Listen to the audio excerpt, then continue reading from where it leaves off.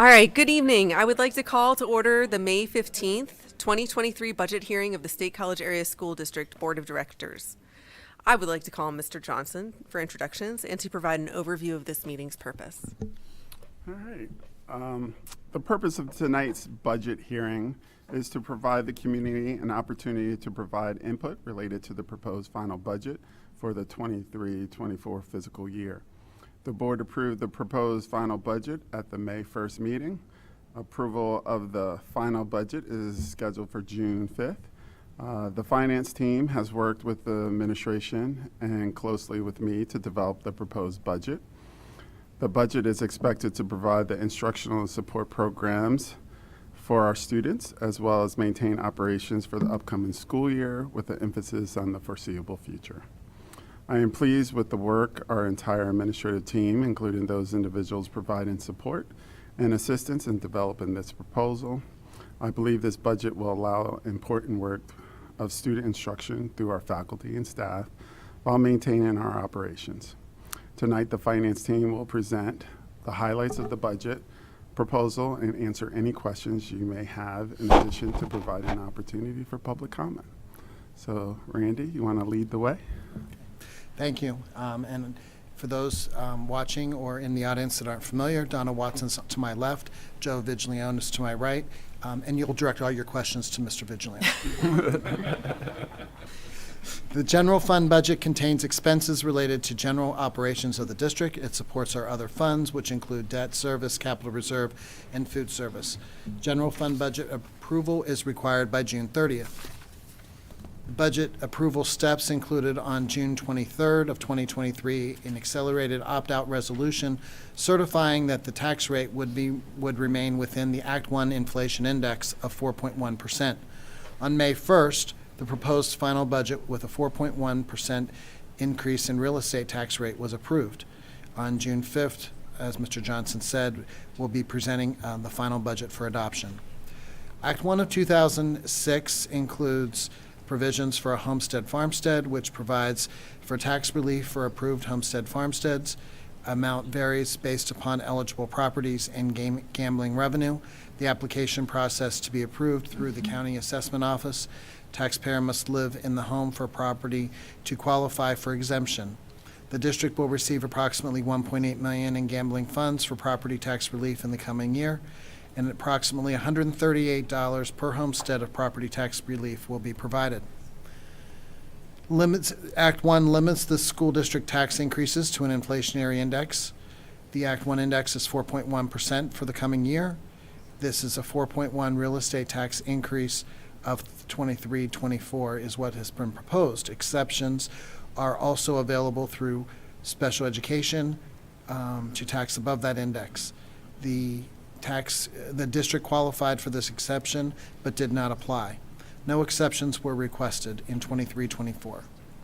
Referendum debt. In May of 2014, which on some days seems like just minutes ago, district voters approved the incurrence of $85 million in debt to fund a portion of the high school project.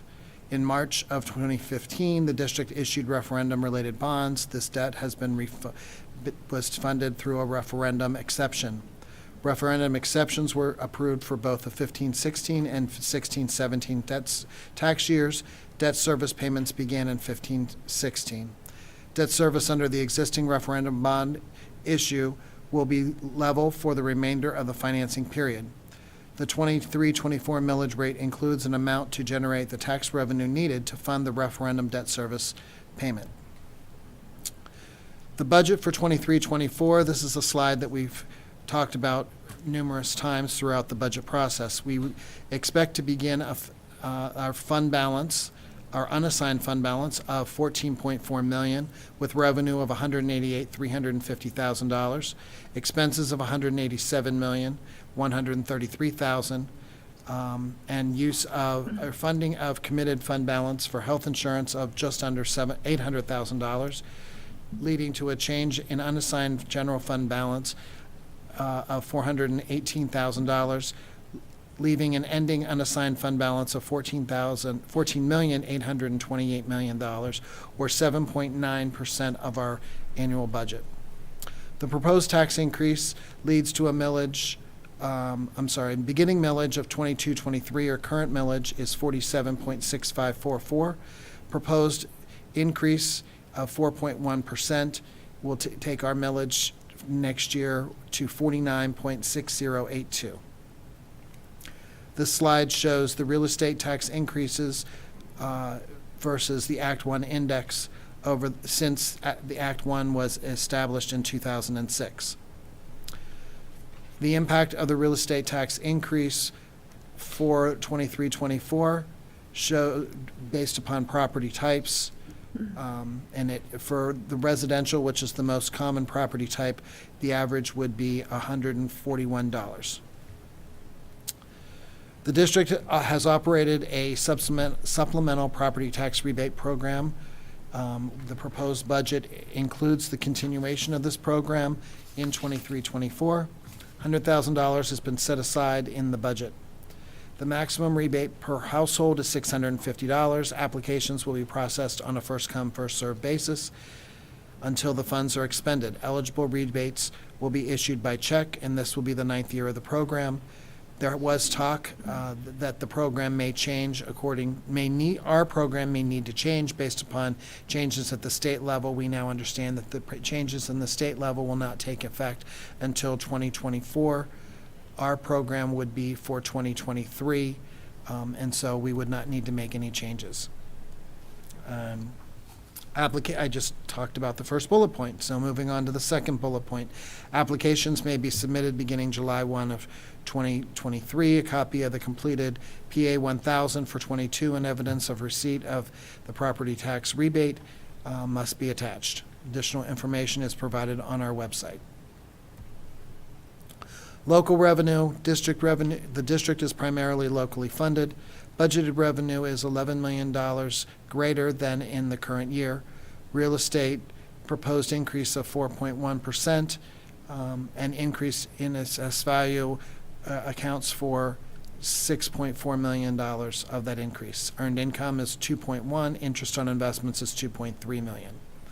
State, which is budgeted $1.7 million higher than the current year, is based upon an increased subsidy of approximately $1.5 million. Other state revenue increase of $105,000 for mental health related to mental health funds, and special education subsidy increased at approximately $75,000. Federal is decreased $1.5 million, primarily related to the ending of the ESSER grant funds. The slide just shows the large blue area is obviously represents local revenue, and we are 80% locally funded, 19% state, with 1% coming from the federal government. Of the local revenue, 79% is real estate, with 3% coming from referendum tax, leaving 78% in total real estate tax. Earned income is 14%, and then the percentages drop off to single digits from there. State revenue, reimbursement for PSERS and FICA represent 47% of our revenue. Basic education subsidy is 30%, special education 10%, and then again, the percentages drop to single digits from there. Federal revenue, 42% is Title I, 10% Title II, access funds 25%, ESSER COVID grant of $178,000 equals 13%. Our expenses by object, meaning the type of expense that they are incurring, we are 71% salaries and benefits, looking at all of our total salaries, our total expenses, and then we have the various services and tuition to charter school expense and capital transfers that make up the expense by object. Expenses by function, we are primarily an instructional institution. 56% of our expenses meet the definition of functional by function for instruction. Support services are 30%, and then the various categories below that. One of our favorite charts to talk about in the budget development process, it compares the expense by object across the columns and the expense by function on the rows of this spreadsheet. And there's a comparison of 23-24 to 22-23 for your reference. Our expenses are expected to go up by $6.8 million, or a 3.8% increase. The budget does include the addition of district-funded positions that were originally grant-funded, 2 mental health clinicians, a multicultural student success initiative position, and a bilingual family liaison, which still will remain partially grant-funded in the coming year. Budget additions on the non-recurring side, new reading curriculum and maintenance services for physical plant. Recurring include a human resource system, girls wrestling program, investment in cybersecurity, and impact of inflation on our product and service purchases. PSERS is a required contribution to the state retirement plan. It's decreasing approximately $224,000 in the next budget. The percentage of salary contribution rate will decrease from 35.26% to 34%. Rates will increase, are expected to increase from 34 to 38.35% in 3031, based upon the most recent projections. Fund balance, commitment of $800,000 of fund balance to maintain reserve for health insurance at the recommended level. This budget does not include a transfer to the capital reserve fund, and the projected unassigned general fund balance is $14.8 million. The general fund, unassigned in healthcare, and committed fund balance projections, excluding the fund balance for health, are presented here. The most horizontal line is the 8% of budgeted expenses at the state minimum, and then the line that falls more dramatically, or the blue line with the squares, is the budget from 22-23, and now we have the more level but still declining line projected at this point in time. This shows a composition of our unassigned and committed fund balance and the potential decline in those fund balances in our multi-year projections. The state budget proposed changes could impact revenue and expense. State budget is required to be passed by June 30th. The district must pass by June 30th as well. There is the potential for reopening the district budget after the state budget is passed. Any comments or questions?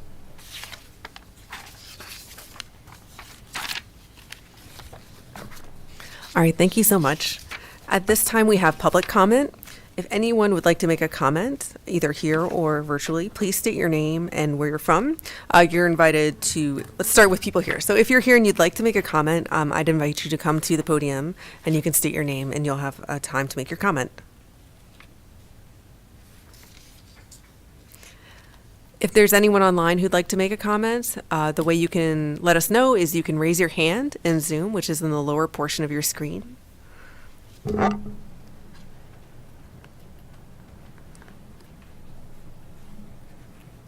All right, I'm seeing none.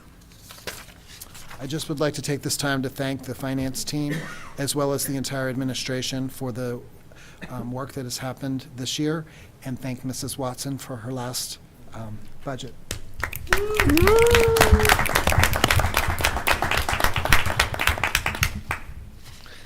All right, thank you so much. I'd now like to call for a motion to adjourn the budget hearing. So moved. All in favor of adjourning? Aye. Opposed? All right, thank you. We're adjourned, but we're going to start back up again right away.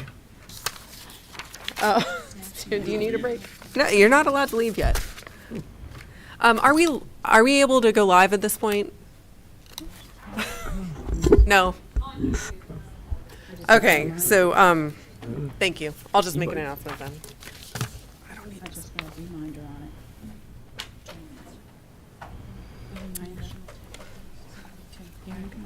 All right, good evening, everyone. I would now like to call to order the May 15th, 2023 regular board meeting of the State College Area School District Board of Directors. If everyone could please rise for the Pledge of Allegiance. I pledge allegiance to the flag of the United States of America and to the republic for which it stands, one nation, under God, indivisible, with liberty and justice for all.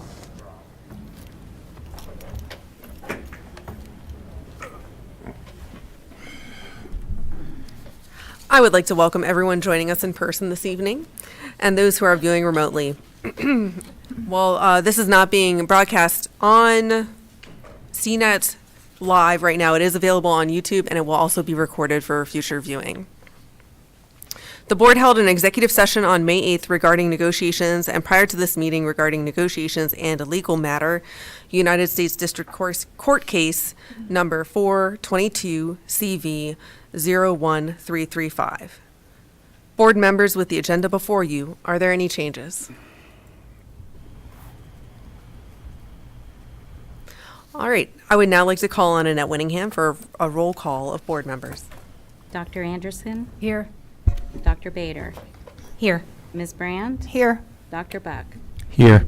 Dr. Crevecore? Here. Dr. Duffy? Here. Ms. Hub? Here. Mr. Laus? Yes. And Ms. Sidney? Yes. Mr. Johnson will now provide us with a superintendent update. All right. Thank you. On tonight's agenda, the district is recommending approval of the appointment of Jonathan Booker as the new Assistant Superintendent for Secondary Education. Jonathan comes to us from East Pennsboro Area School District, where he has served as East Pennsboro High School's principal since 2017. A native of Pennsylvania, he brings 19 years of experience in education to this position. Jonathan graduated with a sociology degree from Millersville University. He has a special education teaching certification from Immaculata University and a master's degree in educational administration from Temple University. He anticipates completing a doctorate in educational leadership from Immaculata in June. Jonathan is a member of the Pennsylvania Principals Association and the National Association of Secondary School Principals. He and his wife have fraternal twins, a boy and a girl. I welcome them to our Skowhegan community, and I'm looking forward to working with them.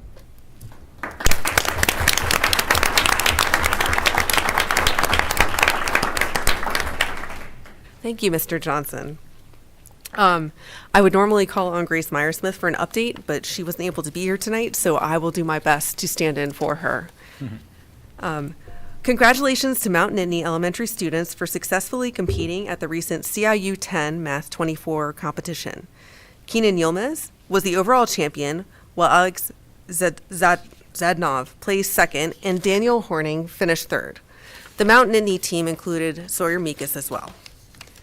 For the second year in a row, State High students have earned first and second places at the Dream Learn Sales Pitch Competition. On May 1st at Penn State, Lila Mathias won first place with an award of $2,000.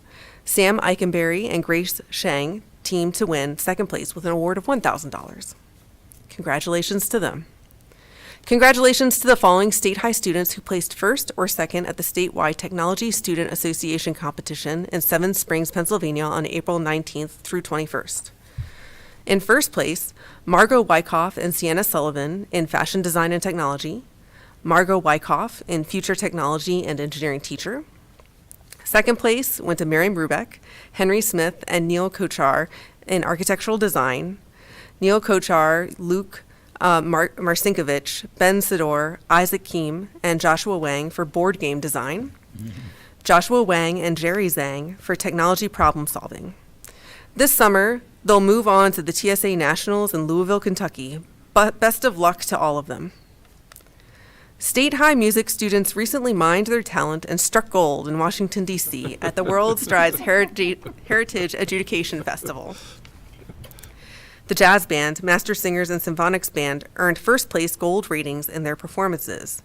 Gold ratings reflect scores of 90 to 100. Silver ones from 80 to 90, and bronze from 70 to 80. All of State High's ensembles scored above 86. Silver ratings went to Advanced Rock Ensemble, Festival Band, Festival Choir, and Festival Orchestra. Additionally, the jazz band and master singers each earned the Adjudicator Award, given to the top band and choir.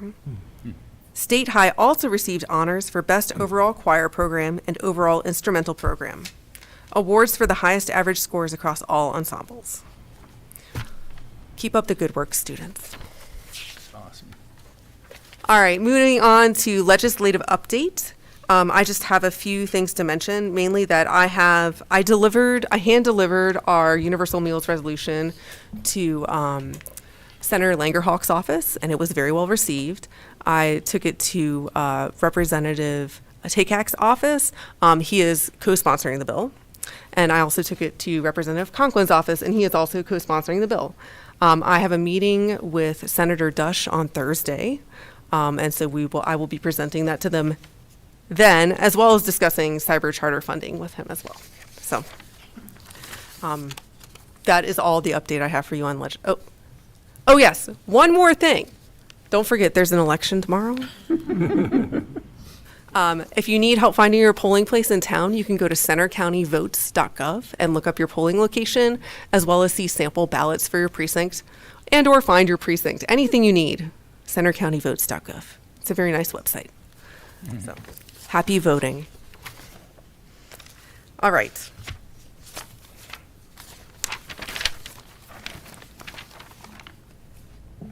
At this time, nope. Gretchen and Peter, do you have any updates from COG? I do. Great. Yeah. So I have two updates. One is from the Center Region Parks and Rec Parks Authority special meeting that I attended on May 5th. And I thought I'd share this with the SCASD community because it involves playgrounds. And there has been a very positive development in that there's a possible DCNR grant for the playground and lighting at Whitehall Regional Park if CRPR can come up with a match to the grant, which they're working on right now. So hopefully that will come to fruition and that grant will come through. Just as an update to the Whitehall Road Park, because I know, again, a lot of SCASD families are looking forward to that park opening, and it's been years in the making. And I just thought I would point out for transparency and clarity, currently there is not any money allocated for irrigation of the fields there. Of the vegetative buffer, which had been and the all-season pavilion, all of those are in the land development plan, but there's currently no funding for those three things. The irrigation, I asked a lot about during the meeting because I thought, do we need this? And the answer is there will be a lot more playing time available on the field should irrigation be able to come to fruition. So at the time that the park was being planned, there were a lot of clubs, soccer, rectangular field sports who were expressing a lot of interest in fundraising at that time for the park. Those kids at that time have kind of grown up and graduated and left the area. But of course, we still have a lot of soccer players still here. So I think that the soccer community may want to think about maybe doing some fundraising for irrigation because that will really increase the playing time for those fields. And the other development about the park is that CRPR is now working on an easement in order to have permanent access to service and maintain the electrical lines. So we're getting to the very tail end of what needs to happen before the park can officially open. And I'm already hearing about a ribbon cutting ceremony for the park, which is very exciting. And hopefully that will happen pretty soon, but we don't have a date yet. The second communication I have is from the Council of Governments Public Safety meeting from May 9th. And I thought that I would share this because, again, it really affects everybody. We were given an emergency medical services annual update at that meeting for the Center region. And basically, we were told in that update that Center Lifelink, which provides ambulance service for the Center region, is currently at $162,000 loss for last year, in the red. And you can buy a membership to Center Lifelink. In 2022 was actually their busiest year that they've ever had, in terms of responding to emergency calls. And what it is, because I have gathered a lot of people are not quite sure what they do. They provide 24-hour emergency services for the Borough of State College, College Township, Harris Township, Ferguson Township, Patton Township, and mutual aid to surrounding areas. Their call volume is approximately 7,000 calls per year, with the majority being emergencies. If you become a member, should you need an ambulance, then it will be at no cost to you, because any cost that is incurred will go to your insurance and it will not come out of your pocket. If you're not a member, it will. So there are definitely benefits to becoming a member, in addition to the fact that our area really needs this service. It's very important for obvious reasons. So anyway, I just thought I would give a little plug for becoming a member to Lifelink. And then the other exciting thing from that meeting is that I learned that SCASD and the Center Region Code Administration, which is a part of the COG, have a new partnership. The Center Region Code has donated 6 vehicles to the CTC for learning purposes, and the vehicles will then have a third life after SCASD as part of trainings to be used as car fires and vehicle rescue training. And then after we discuss this and realize what a mutually beneficial relationship is occurring here, the Public Safety Committee got very excited because they asked if they could take a tour of the CTC. And they didn't even know we had one, many of the members of this committee. And these are local government leaders. So I've been in communication with Chris and Ben, and this will happen. And it's just a really great example of intergovernmental cooperation, and so many different people and entities will benefit from this. And that's all I have. Thank you. Thanks so much, Gretchen. Peter, do you have anything to add? I do not. All right, thank you. All right, at this time, we have public comment. We are providing an opportunity at this point in the agenda for those who wish to make a comment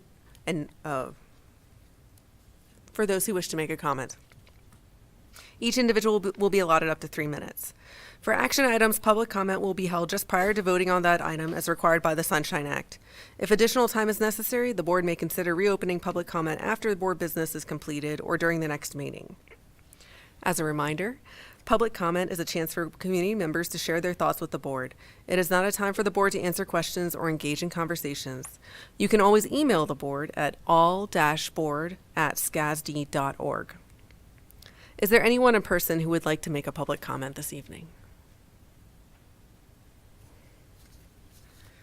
Is there anyone online who'd like to make a public comment this evening?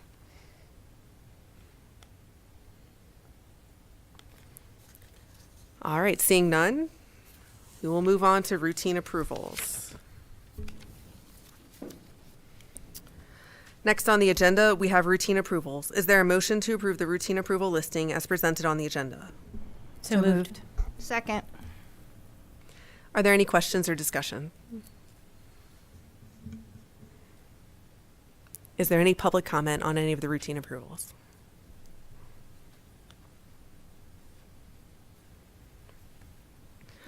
Annette, we'll have a roll call vote. Dr. Bader, Yes. Ms. Brandt, Yes. Dr. Buck, Yes. Dr. Crevecore, Yes. Dr. Duffy, Yes. Ms. Huff, Yes. Mr. Laus, Yes. Ms. Sidney, Yes. Dr. Anderson. Yes. All right, thank you so much. Agenda item 6A is a motion to approve the 2023 to 2028 agreement with the State College Educational Support Personnel. This is shown in attachment 6A. So moved. Second. I'd like to go ahead and thank the SCESPA members for all their contributions to the district and for their collaboration during these negotiations. This was personally my first negotiations, and not only did I learn a ton, but I really enjoyed getting to know all the members of the committees. So I just wanted to thank them all for their work, and I'm glad we were able to reach this agreement. I also would like to thank you and Dan and Linda and Randy for also helping with that contract. And Corey. And Corey. Corey. Thank you. Are there any questions or discussion on this item?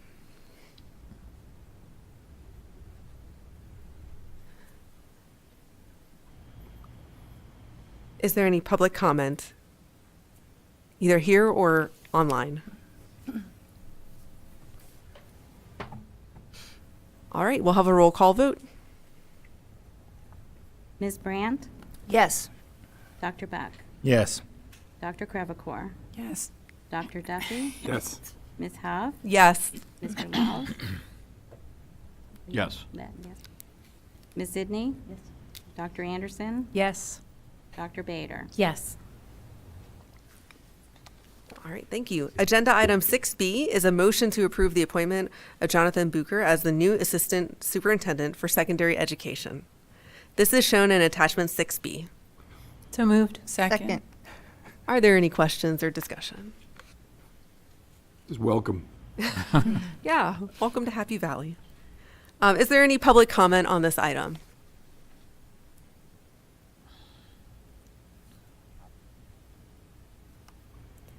We'll have a roll call vote. Dr. Beck? Yes. Dr. Crevecore? Yes. Dr. Duffy? Yes. Ms. Huff? Yes. Mr. Leas. Leas, thank you. I knew I was saying it wrong. Mr. Leas. Yes. All right, Ms. Sidney? Yes. Dr. Anderson? Yes. Dr. Bader? Yes. Ms. Brandt? Yes. Okay. We're delighted to have Mr. Bucher here tonight, and we really look forward to his contributions to the district. We're going to pause briefly to take a quick photo with Mr. Bucher. With the whole board. You all have to come.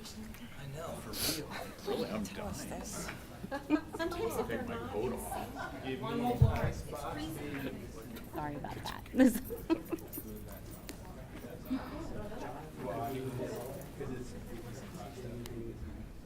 Oh.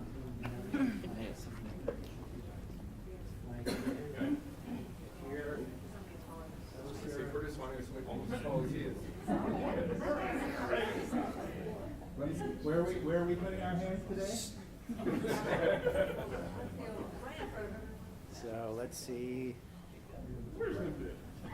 He's got good excuse. If we could just get a little closer in. Yep, thanks. Very nice. Okay. Perfect. Everyone look at me. Count of 3. 1, 2, 3. Perfect. Thank you. Yes. I got you there.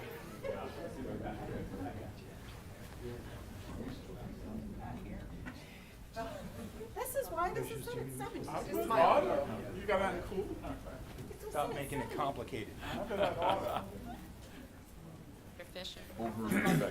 Mr. Fisher, we have some questions about the HVAC system.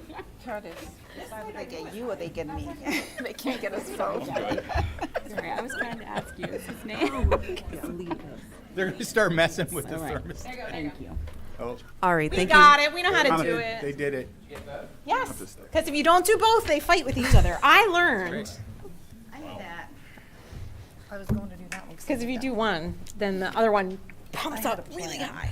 Oh, that was in cool. Yeah, they both were set at 70. All right, I'm going to keep going. Okay, go. Sorry. Okay. Agenda item 6C is a motion to approve new textbooks for the 2023-2024 academic year. This is shown in attachment 6C. So moved. Second. Are there any questions or discussions on this item? Yeah. I was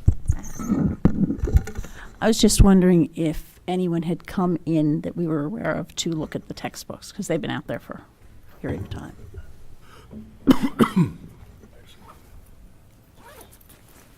Come on down. I know, I always have to resist the urge to Bob Barker you in. But thank you. Hi. Good evening. Yes, we had one person who Okay. came into the curriculum office to review one of the texts. Okay, thank you very much. Welcome. Are there any other questions or comments on this item? Is there any public comment?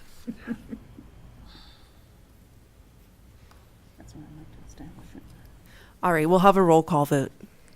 Dr. Crevecore, Yes. Dr. Duffy, Yes. Ms. Huff, Yes. Mr. Leas, Yes. Ms. Sidney, Yes. Dr. Anderson, Yes. Dr. Bader, Yes. Ms. Brandt, Yes. Dr. Buck. Yes. Agenda item 6D is a motion to approve the purchase of Into Reading instructional card kits.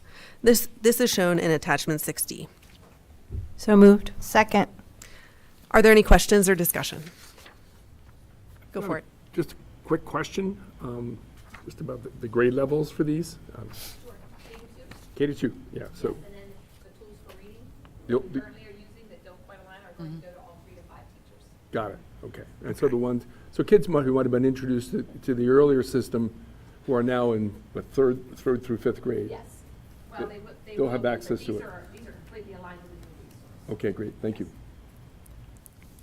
Go ahead, Ms. Sidney. It really, you don't even have to come up. It was just a thank you, because since I'm one of the people who often asks a lot of questions, this was a great memo, including the part where I was thinking, okay, so what are they going to do with the old ones? And then there it was. So I just wanted to say thank you. I need to give that credit to Deirdre. So when we went through it, but yeah, she wrote the bulk of the memo. But thank you.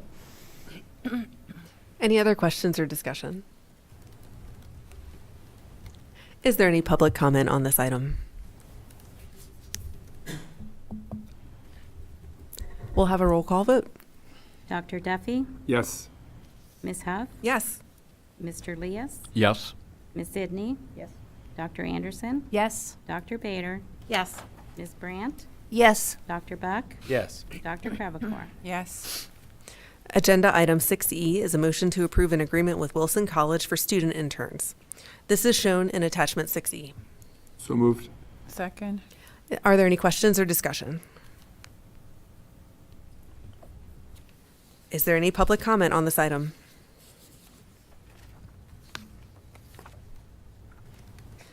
Seeing none, we'll have a roll call vote.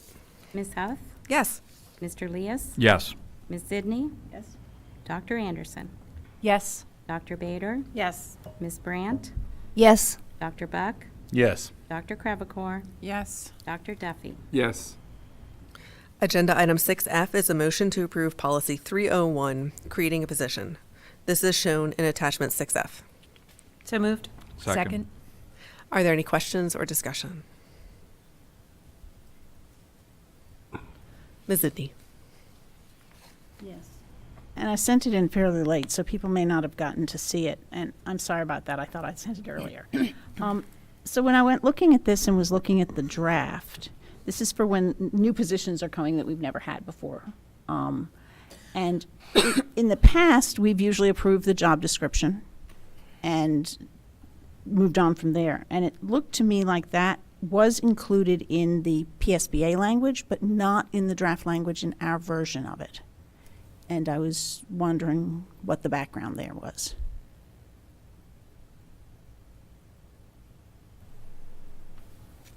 The PSBA language is in the current draft, just in a slightly different format. It's not numerated. Yeah, I missed it. Let me look again. The other difference is that 301 used to be just for administrative employees. It is now for administrative professional and support. So it's a much broadened base. Okay. Yeah, thank you for elaborating on that one.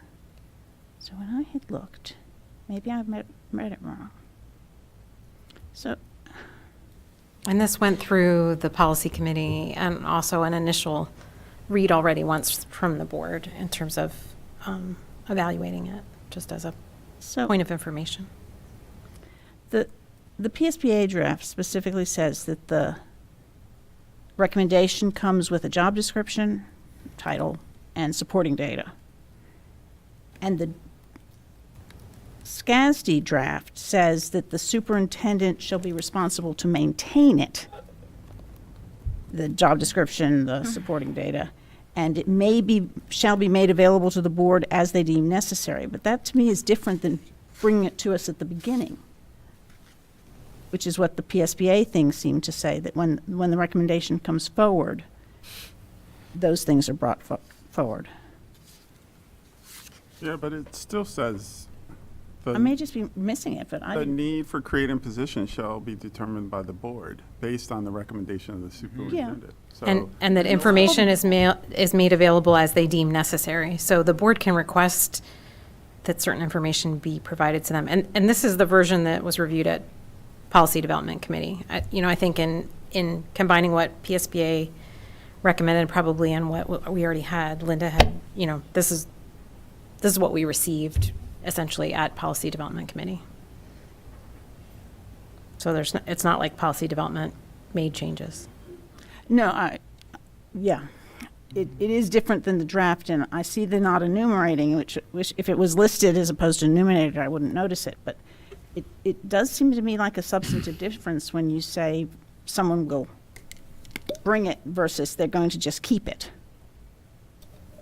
So I wasn't sure with the new wording, were you anticipating that we would approve the new job descriptions?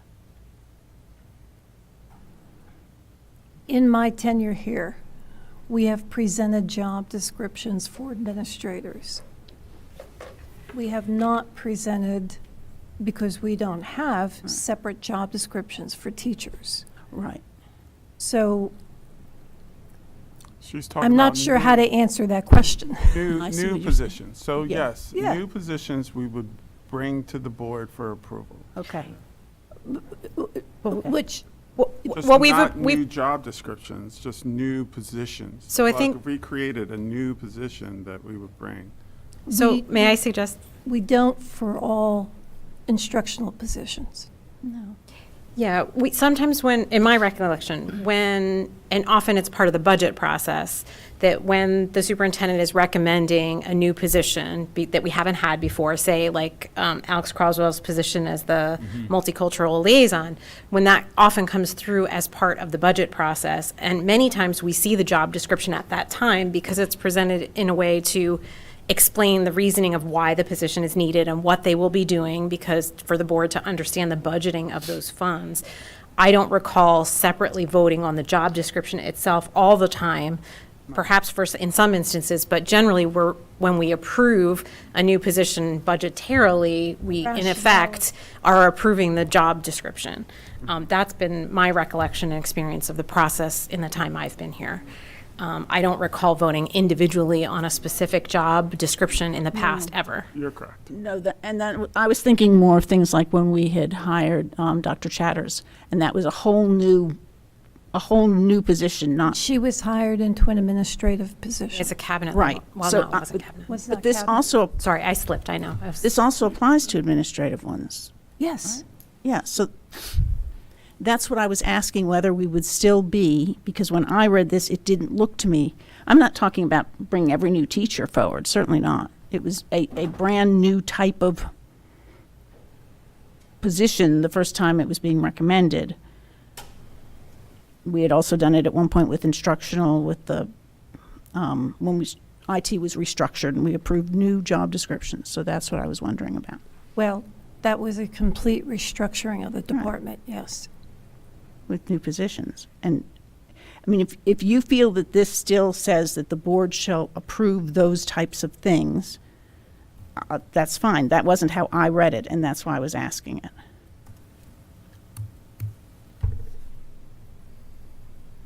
Yeah, my reading of it still gives a lot of power to the board to request and understand information if we feel like we don't have enough. And I know, and like our general practice is to present it by way of the budget or by way of other things.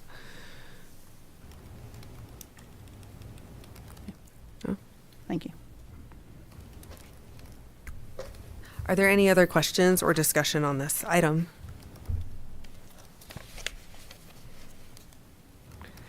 Is there any public comment on this item? Seeing none, we'll have a roll call vote. Mr. Leas? Yes. Ms. Sidney? No. Dr. Anderson? Yes. Dr. Bader? Yes. Ms. Brandt? Yes. Dr. Buck, Definitely. Dr. Crevecore. Yes. Dr. Duffy, Yes. Ms. Huff. Yes. All right, agenda item 6H is a motion to approve policy 314, physical examination. This is shown in attachment 6H.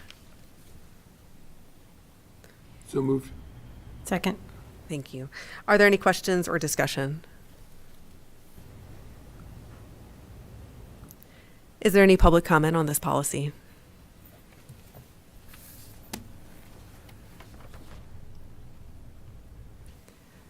Seeing none, we'll have a roll call vote. Dr. Anderson, Yes. Dr. Bader, Yes. Ms. Brandt, Yes. Dr. Buck, Yes. Dr. Crevecore, Yes. Dr. Duffy, Yes. Ms. Huff, Yes. Mr. Leas, Yes. Ms. Sidney. Yes. Point of clarification, did we skip? Yeah. Yeah. Yeah. I got it. Yes. Oh, Mr. Johnson just pointed out I skipped item G, so I apologize. We'll go back and do 6G now. I could tell you figured it out. I was going to tell you, but I was like, we were in the middle of approving the motion, so it didn't seem necessary. That's why everyone didn't jump to a motion at once. Okay. Agenda item 6G is a motion to approve policy 304, employment of district staff. This is shown in attachment 6G. So moved. Second. Are there any questions or discussion on this policy? I do have a quick question. Yeah. So just because of the conversation about the Delta program, so when the board places substantial responsibility for the effective management and operation of district schools, does program fall under schools? The Delta program is each under the GS of both middle level schools, so I would expect so. Where in the language do you see this? Can you just It's word it under out? authority. Oh, Yeah, I mean, it's just First because sentence. there was so much discussion about the semantics of program and schools, et cetera, et cetera. And Dr. Bader, I think that I would read it that way because of the way that it is in under that. You got to be careful about that. But I want to, yeah, right. Because you're either a school or you're not a school, right? And so if you want to be considered a school, there's certain parameters and things that go along with that. So And it does say, It and the does quality say of the quali- educational educational program, but right, so that's the everything. that's the everything. Okay. So that would be dealt with. Okay, all right, I just, Yeah. that was such a semantic, Yeah. that's the technical term. Right, thank you. are there? Yeah. Dr. Duffy, yes. And, and I think just in terms of having an umbrella approach to this, in terms of, it's not just the physical schools, but there are programs that are part of our system, such as the Wright program, that actually is not in a separate, it isn't conducted in a separate facility, but that deserves all of our support and attention, just as the activities occurring within the school buildings. So I think the idea of this policy is that it covers all the services and all the programs and all the work of all the things happening in the schools.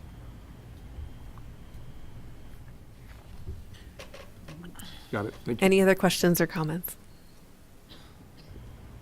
Is there any public comment on this item?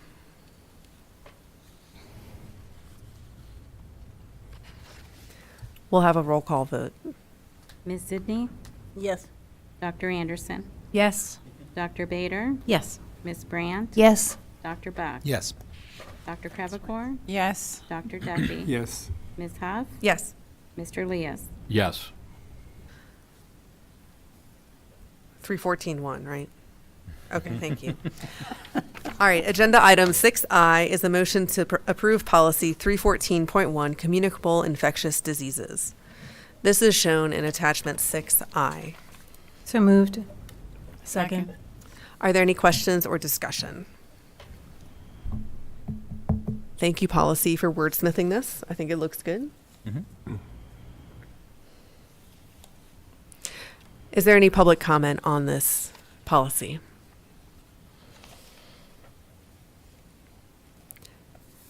Seeing none, we'll have a roll call vote. Dr. Bader. Yes. Ms. Brandt. Yes. Dr. Buck. Yes. Dr. Crevecore. Yes. Dr. Duffy. Yes. Ms. Huff. Yes. Mr. Leas. Yes. Ms. Sidney. Yes. Dr. Anderson. Yes. Agenda item 6J is a motion to approve policy 322 gifts. This is shown in attachment 6J. So moved. Second. Are there any questions or discussion? Ms. Sidney? Yes, I wanted to check when it talks about supplier. Does that mean prospective and past supplier or just someone who is currently a supplier?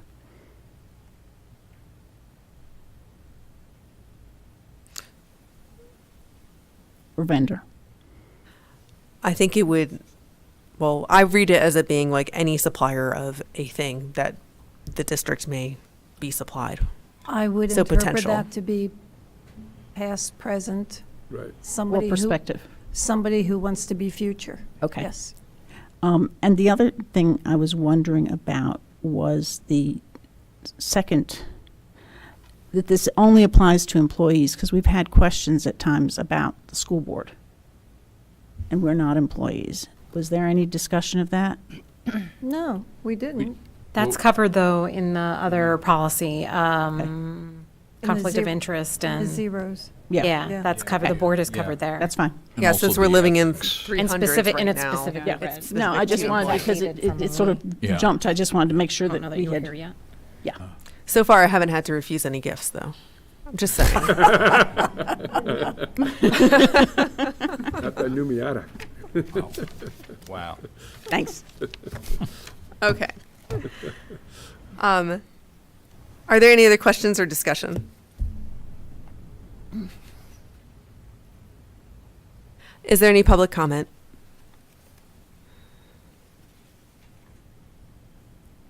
We'll have a roll call vote.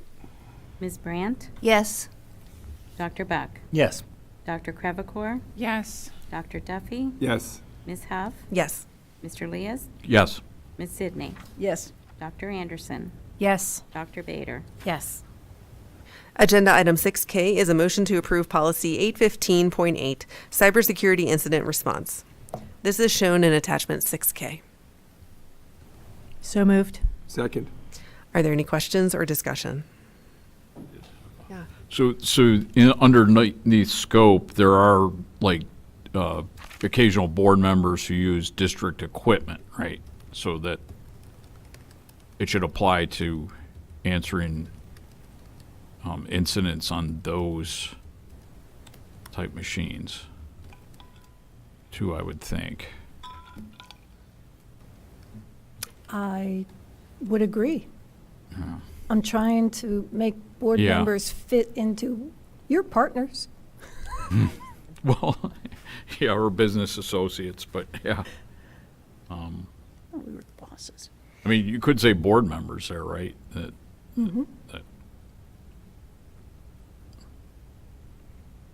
because we use district supplied email and Right. some use Oh, district no, supplied equipment. Yeah. Absolutely.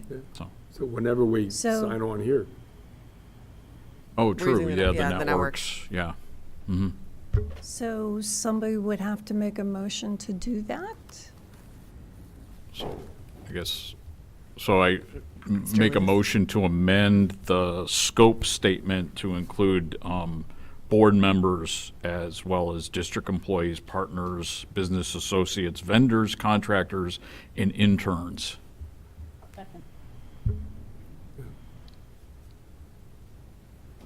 Is that good enough? Yeah, I don't know. if That's that- a friendly amendment, I believe so. Volunteer, Yeah, no, I just, is that a good enough amendment? I think so. Yeah. Does that, okay. All right. Yeah. I was just giving you a minute. Are you good? I'm good, thank you. All right. He's the Are person there who's any got info, everybody is there else. any info or are there any questions about this motion? All right, we'll have a roll. Well, go ahead. Point of order.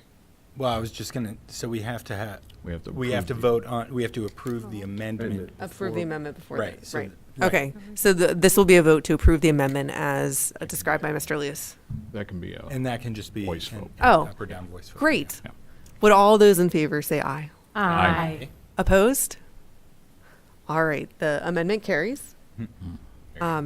Is there any other question or discussion on this item? Is there any public comment on this item? Now we'll have a roll call vote to approve the agenda item. Dr. Buck? Yes. Dr. Cravacor? Yes. Dr. Duffy? Yes. Ms. Huff? Yes. Mr. Leas? Yes. Ms. Sidney? Yes. Dr. Anderson? Yes. Dr. Bader? Yes. Ms. Brandt? Yes. Agenda item 6L is a motion to approve policy 824, maintaining professional adult student boundaries. This is shown in attachment 6L. So moved. Second. Are there any questions or discussion? Jackie, can I just preface just for those who are unaware, so this was ready to come for a vote previously, but a couple board members had some very minor suggestions, and rather than wordsmith at the table, we took it back to committee. And so being that we felt we addressed those concerns pretty directly, we felt it was appropriate to bring it back straight, for a vote. So I just was going to point out very quickly where those changes were made, and if you give me just a Page split 3. Thank you. Yep. Number 1. Yes, so page 3, number 1, there was the addition of inappropriate and disclosing inappropriate personal. There were some other phrases suggested, but this was the consensus between administration and board members in the committee that this was the most appropriate approach. And then we also had added the phrase under social interactions in our rediscussion of this item, just to reassure teachers and students that as we phrased it, the second sentence, normal, courteous, mutually respectful, pleasant, non-coercive interactions generally are considered to be appropriate. We just want to acknowledge that for our older high school students, there may be conversations about a family vacation that a teacher took. That's obviously even though it's of a personal, quote, nature, it can be a very appropriate conversation in terms of building relationships with students. So as best I recall, Linda, those were the two main changes that we made that we'll call your attention to, or in case you didn't notice the difference, it was a pretty involved policy. Go ahead. I did have one question that I apologize didn't occur to me, and I'm on the policy committee, so I've read this, I don't even know how many times. I think it's still covered, but I wanted to point it out just to make sure. So on page 5 of the policy, page 6 of the attachment, maybe halfway down, the third paragraph from the bottom. All electronic communications from coaches and advisors to team or club members shall be sent in a single communication to all participating team or club members, et cetera, so forth. And what I want to ask about is, I think it's pretty common for a coach to actually send something to like just the seniors or just the captains, or for an advisor to send something to just the officers of a particular club. So that would be like, it seems like it's violating that, but there is something on page about exceptions. Page 2 of the policy, page 3 of the attachment. Under exceptions, it says an emergency situation or a legitimate educational reason may justify deviation from the rules regarding communication. So if we agree that that falls under the exception, then I don't feel the need to wordsmith and change it again. But I feel like that's reasonable to allow a coach to just write to the captain. So I want to make sure that that is covered. Excuse me. The real goal here is to send group texts, not for an individual adult to send a text to an individual student. Right. Unless, as is covered here, it's about a private issue or a medical issue, in which case the principal should be copied on the message. Right. So it's just, it says send to the whole team versus, I don't know if we want to say to a subset or just say not to send to individual students and be more, like I said, I think it's covered under the exception. As long as we all feel like it's covered under the exception, I'm comfortable with it. But, I think it goes with educational purpose, even Exactly. though it's a team, certainly with a club, if they need to address the captains of the debate team or whatever in terms of organizing, that seems appropriate. I think, and I'm familiar with some particular instances of problems that had arisen in the past. about the way some coaches were communicating and team members feeling left out of communication. So I think we're okay. But I defer certainly to others as well. I think we're okay. Okay. I think, yeah. I thought so, but I just wanted to make No, sure. makes sense.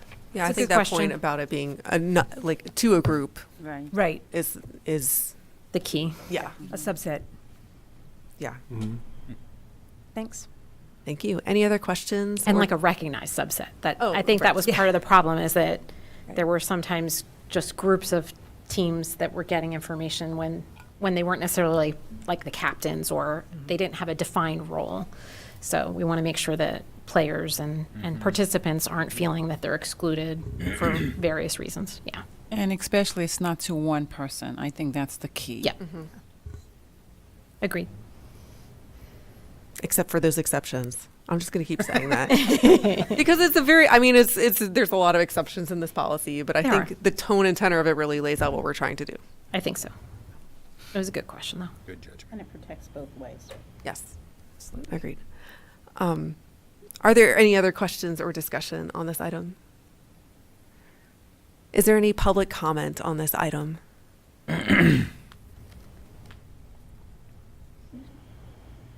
We'll have a roll call vote. Dr. Crevecore, Yes. Dr. Duffy, Yes. Ms. Huff, Yes. Mr. Leas, Yes. Ms. Sidney, Yes. Dr. Anderson, Yes. Dr. Bader, Yes. Ms. Brandt, Yes. Dr. Buck. Yes. All right, we only have two more policies left. So, agenda item 6M is a motion to approve policy 827, conflict of interest revisions. This is shown in attachment 6M. So moved. Second. Are there any questions or discussion? Is there any public comment on this item?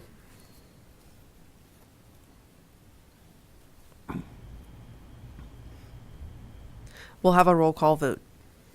Dr. Duffy, Yes. Ms. Huff, Yes. Mr. Leas, Yes. Ms. Sidney, Yes.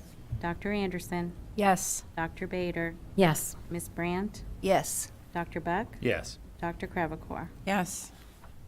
Agenda item 6N is a motion to approve several policy retirements as listed. This is shown in attachment 6N. So moved. Second. Are there any questions or discussion? There was Dr. one of Duffy? these, in fact, which I neglected when we first talked about this in committee.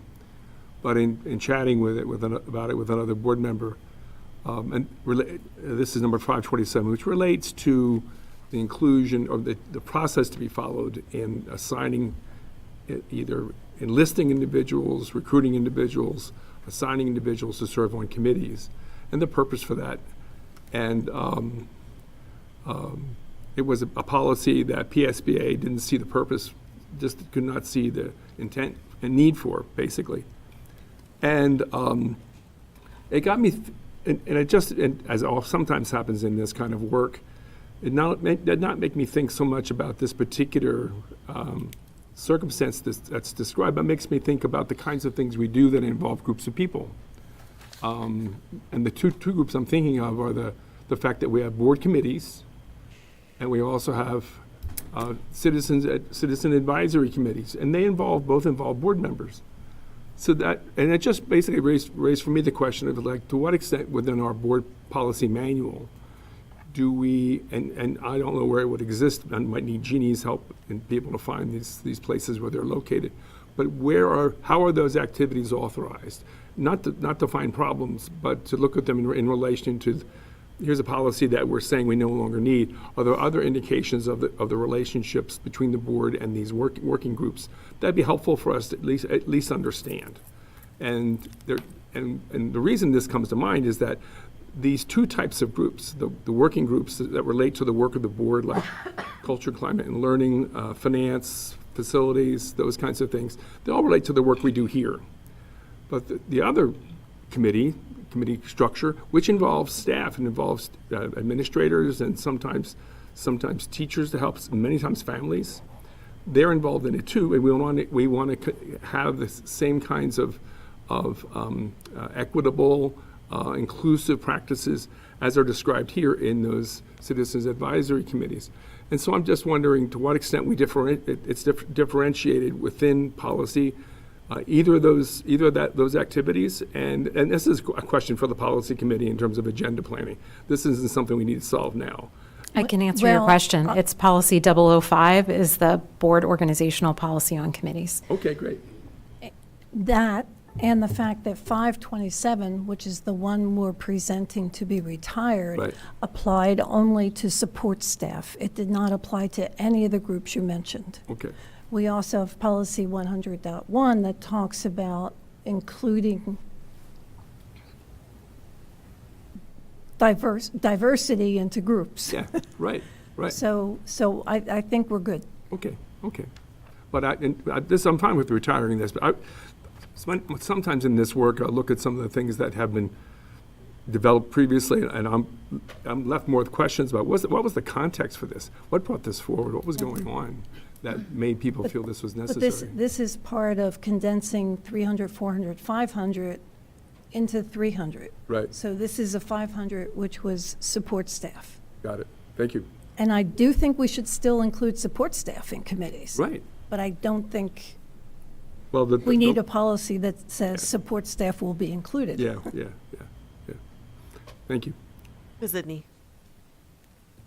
Yeah, I just wanted to echo that, and it may be in some other things, but we may want to think about, I had been very struck by the language under purpose and authority. So in order to enhance the effective operation of the district, it's beneficial for staff members to serve on committees where the particular area of expertise or interest may be applied. And then the district believes an open atmosphere must be maintained in the formation of committees, and that staff members must be involved in this process, because there have been times, I suspect a lot of this may be in employee handbooks and things like that, but I thought those were actually pretty nice statements of a philosophy of a district in terms of how things run, and it might be worth thinking about putting that into a policy that really just, as we talk about that's our legacy, and the details that are in here, this by building and all certainly wouldn't need to be in a policy. That would be guidelines or other places, but I thought it was a nice statement of a way we like to see things run that might be worth looking into a policy in the future that established that, since it's really a philosophy. Sure, and do you feel like that is not captured in our current policy I'll go back and look at it. Okay. The 101 you said? That's the inclusive. 100.1. Is that the inclusive excellence? Right. Yeah. No. That to me, I do know that policy well, and this, because it refers. I hadn't realized that it was just staff, support staff, because it specifically is about those committees that may show up for, reviewing curriculum or deciding on a event, or I don't even know what they all are. I just thought it was a neat statement. Is there any other discussion or questions on this item? Is there any public comment on this item? On all of them? Yeah, on the motion to approve the several policies for retirement. Right. So are there any other questions or public comment on any of these? We'll have a roll call vote. Ms. Huff? Yes. Mr. Leas? Yes. Ms. Zidney? Yes. Dr. Anderson? Yes. Dr. Bader? Yes. Ms. Brandt? Yes. Dr. Buck? Yes. Dr. Crevecore? Yes. Dr. Duffy? Yes. Agenda item 6.0 is a motion to approve the purchase of culinary equipment as outlined. This is shown in attachment 6.0. Thank you, Linda. So move. Second. Are there any questions or discussion? Everybody wants to be nice to the cooking people. Is there any public comment on this item? I just want to know when the croissants will be delivered. We'll have to talk to. Okay. That's You know against who the- we I have just to want to talk be sure to be here. It's against the gifts policy. Well done, Jim. You take Well our vote played. back on Well that one. Well played. That was Pointed good. out. Did we just pass that? Let's turn the clock back. Is there any public comment on this item? I'll ask it again. I don't know. No. Not in rhythm tonight. Okay. Seeing none, we'll have a roll call vote. Mr. Elias? Yes. Ms. Sidney? Yes. Dr. Anderson? Yes. Dr. Bader? Yes. Ms. Brandt? Yes. Dr. Buck? Yes. Dr. Crevecore? Yes. Dr. Duffy? Yes. Ms. Huff? Yes. Agenda item 6P is a motion to approve the purchase of fitness center equipment as outlined. This is shown in attachment 6P. So moved. Second. Are there any questions or discussion? Is there any public comment on this item?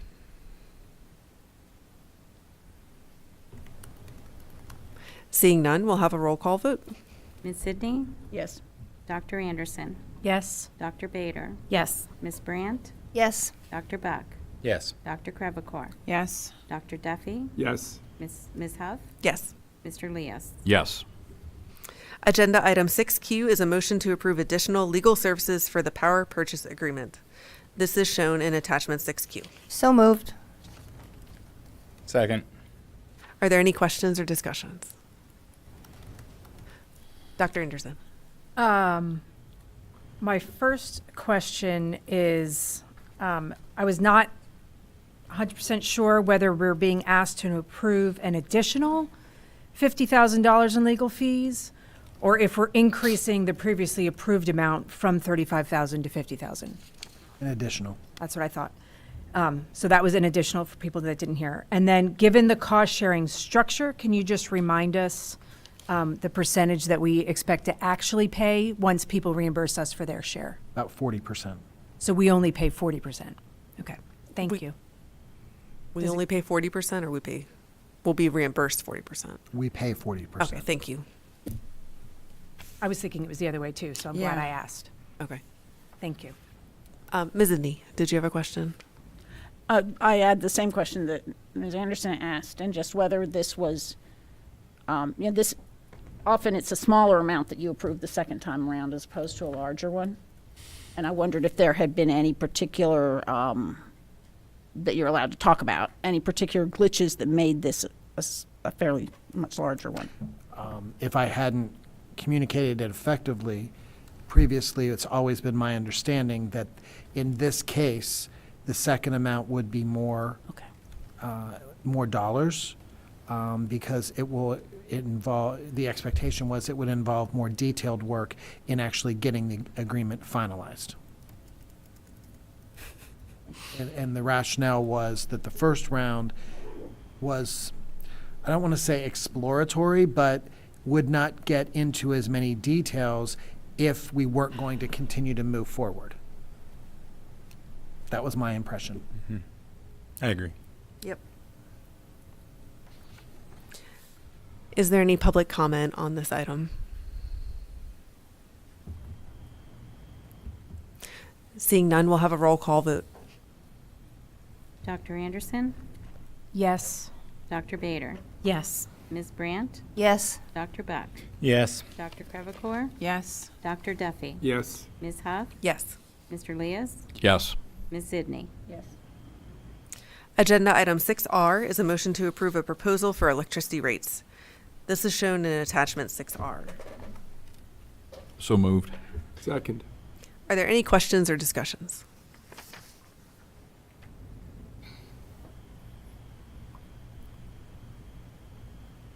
Is there any public comment?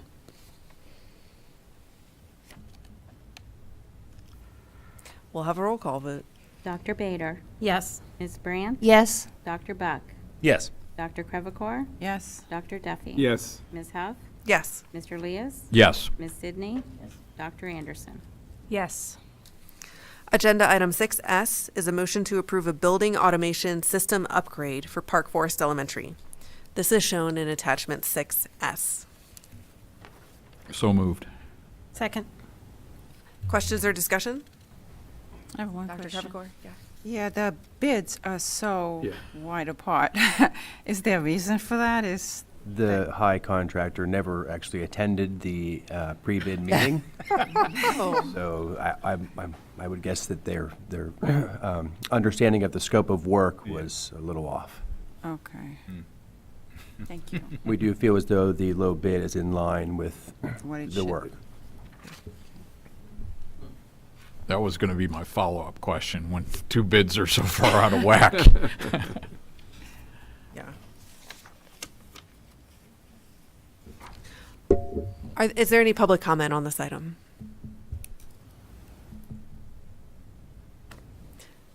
Seeing none, we'll have a roll call vote. Ms. Brandt? Yes. Dr. Beck? Yes. Dr. Crevecore? Yes. Dr. Duffy? Yes. Ms. Huff? Yes. Mr. Leas? Yes. Ms. Zidney? Yes. Dr. Anderson? Yes. Dr. Bader? Yes. Agenda item 6T is a motion to approve north building renovation bids. This is shown in attachment 6T. So moved. Second. Questions or discussion? I've- Dr. Bach. Yeah, so, as usual, thank you very much for the spreadsheet that has all the costs broken out. And I can see in there really significant savings, it looks like, for this. But you did say that this amount does not include fixtures, furniture, and equipment that is yet to be determined. Is that then included in what we're seeing as savings right now? Is the lack of fixtures, furniture, and equipment? Correct. That is correct. But we fully expect to still be under budget, even with that expense. Great. Thank you. Ms. Zidney. I was checking on the timetable because I had maybe just it was a hope that this would be done over the summer. Was that the original hope for it? No, we expect this to be around a 9-month Okay. project. It's So we won't be able to move those populations in. No, no. Are they doing it all at once, or because we've got both the IT, which currently has a home, and other programs that we're trying to get out of Fairmont and into a home? Are they going to try to finish those sooner, for occupancy sooner, or does it have to all be at the same time? We haven't gotten even the contract in place with the contractor, but that's certainly a question we can pose. I suspect it would be difficult because of the integration of the mechanical systems for the entire space to have just one space ready before another, but we can certainly bring that up at a pre-kickoff meeting for construction. Okay, thanks. Dr. Anderson. Can you just remind us the source of funding for this project? I might have to default to Randy on that one, the finance team. For us and for the I public? don't want to misspeak. Bond. So, several years ago, there was a bond financing that included funding for $3 million for this proposed project. So the district has in its holdings those dollars, and they've been accounted for in our capital projects fund for a time period. So it's not taking from the current general fund. It's not taking from the capital reserve fund. It's monies that have already been borrowed and have a purpose. Thank you. Sure. Dr. Duffy. Yeah, I just want to advocate for a program with whom I used to work, and sometimes these programs can be like the kind of wicked stepchild, if you will, of a system. I'm not suggesting that's my take on it, but the ways in which historically systems, and it can be healthcare systems, sometimes the larger institutional ways in which we dealt with individuals with disabilities, have had a pattern of, in a sense, needing to have the system reminded about the needs of these individuals. And I'm getting to the right program, and the fact that they have been living in less than standard conditions for some time. And even as others are moved into more typical settings, they continue to have circumstances that are substandard. When we walked through the high school, when we first moved in, one of the things that we encountered was that it was with the best of intentions, but the counseling department was being housed in facilities that were not intended for privacy for the, this is at the high school, not intended to provide privacy for the students in those cubicles that they were located in. So one kid could hear another kid talking in the next cubicle and so on. So as a result of that, in response to, based on that visit or two or three, but one visit for sure, the timeline for the development of the facility to provide for the confidentiality of those spaces in the counseling department was changed. So those spaces were moved up for the development of the counseling offices, as I recall, by a matter of 6 months. But for those kids and for those staff, that made a big difference. So to the extent that we're talking about, now I realize the scale of this is much, much smaller, and you may not be able to carve out circumstances for one small group of individuals at a different rate than for the other. But to the extent that we could just move things along for these students and the staff that support them, I think it's, to the extent that we can accomplish that, I think it would really be important. Noted. Thank you. I apologize for the lecture, but this stuff is pretty important, it seems to me. Thank you. Any other questions or discussion? Is there any public comment on this item? We'll have a roll call vote. Dr. Buck? Yes. Dr. Crevecore? Yes. Dr. Duffy? Yes. Ms. Huff? Yes. Mr. Leas? Yes. Ms. Sidney? Yes. Dr. Anderson? Yes. Dr. Bader? Yes. Ms. Brandt? Yes. Agenda item 6U is a motion to approve North Tennis Courts resurfacing. This is shown in attachment 6U. So moved. Second. Are there any questions or discussion? Dr. Buck, This is going to be so appreciated. That's all. do you play tennis? I do not, but I see a lot of people playing tennis, and I know a lot of people who use that facility, and It needs resurfacing. it needs some resurfacing. So, Dr. Anderson. Approximately how often do we do the resurfacing of the tennis courts? So how long do we expect this sort of investment to last?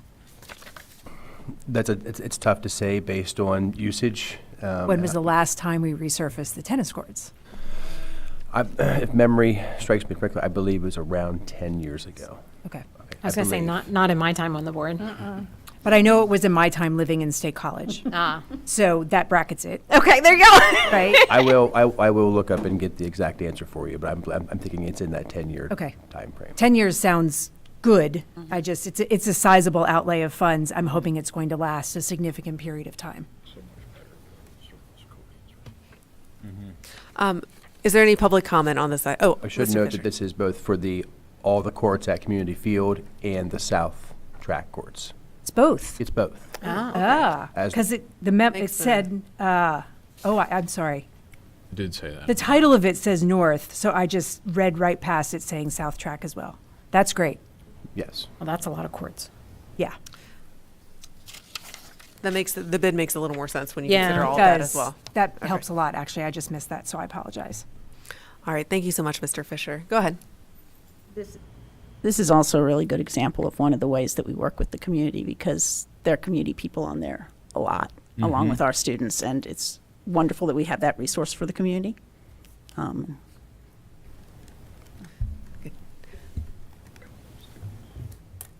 right. Is there any public comment on this item?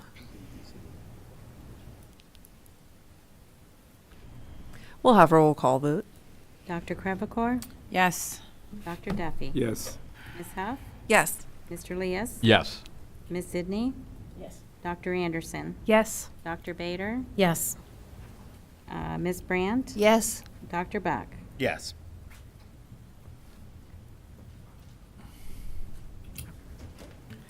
All right. Moving on to information discussion items. Mr. Brown will provide an update of the 2023-2024 budget.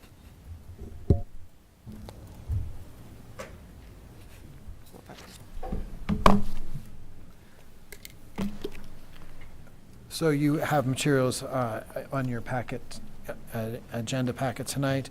The update that we had was twofold. One was property tax reduction allocation from the Commonwealth. It was very minor changes since our last presentation.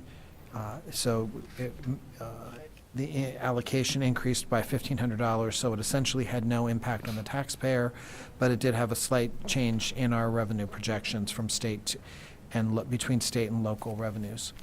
The other information that's been presented and available for you is the real estate tax increase comparisons from county and cohort districts. And what we have found is that we are, just jump to that slide here. As a comparison, from the county districts that we've been able to gather information, we are slightly on average higher than the other districts. But on the county, on the cohort, straight cohort, we are right about in the middle of the pack from the different comparisons there. And obviously, there was much information shared related to during the budget hearing, so if there's any other questions, we'll be happy to answer those now.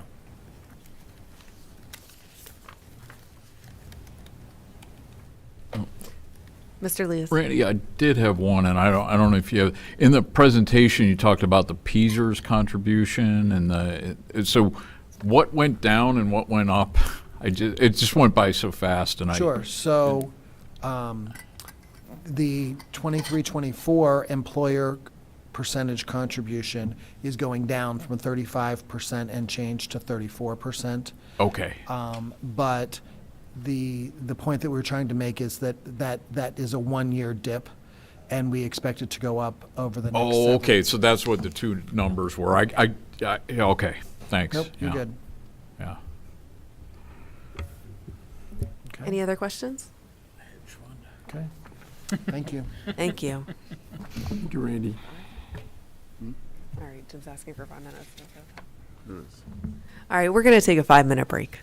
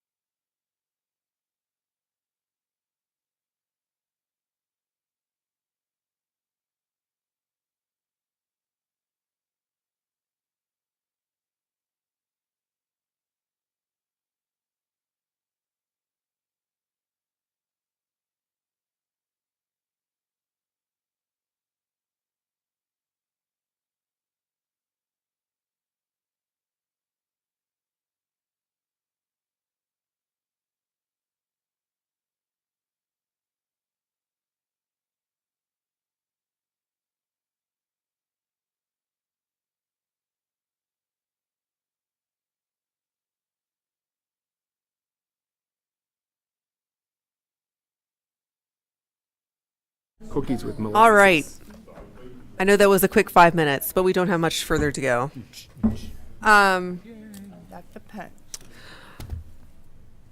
All right, I'd now like to call on Mr. Weekland and Mr. Crispel to provide an overview of the addition of a second high school junior varsity girls volleyball team for the 2023-2024 academic year and beyond. Welcome. Well, thank you very much. Appreciate it. On behalf of Lauren Crispel, thank you for entertaining this.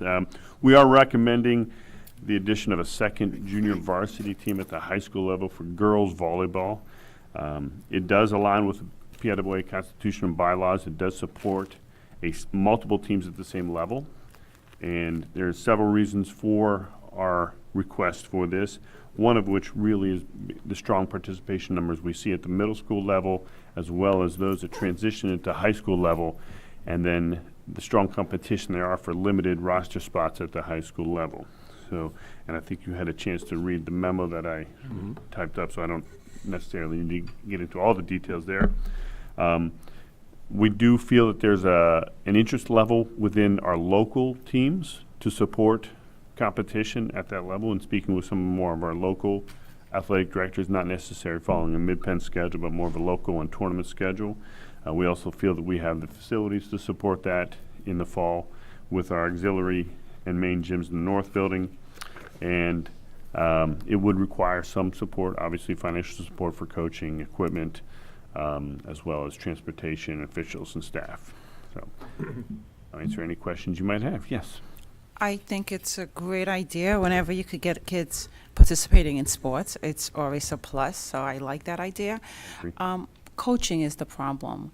We've had trouble getting coaches in the past, so now we're adding more sports. That's a great question, because I've already actually had someone who reached out and said, if you get this passed, I would love to coach that team. Beautiful. So, Great. So there's a high interest level in that department too, which is a really valid concern, because it is difficult sometimes, depending on the sport and season, to find coaches. So I was excited to have that person reach out to me. That is good. Yes.